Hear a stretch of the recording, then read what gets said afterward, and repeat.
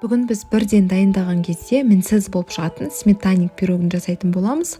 Ол үшін 250 граммдай ұн, 1 шай қасықпен разрыхитель, 100 грамм құмшекер, 150 грамм сары май маргарин қажет.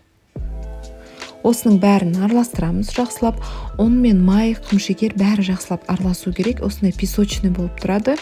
Бұған 1 жұмыртқаны қосамыз.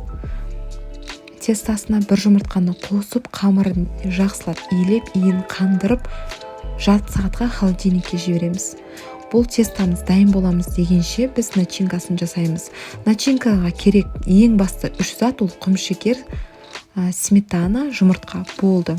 Менде 4 жұмыртқа және 500 граммдай сметана, 20%-лық дүкеннен алдым.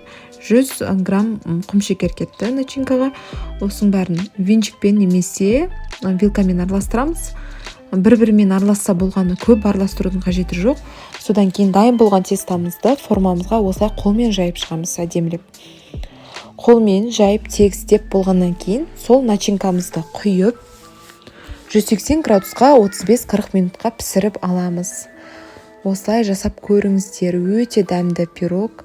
Рецепті міндетті түрде сақтап алыңыз.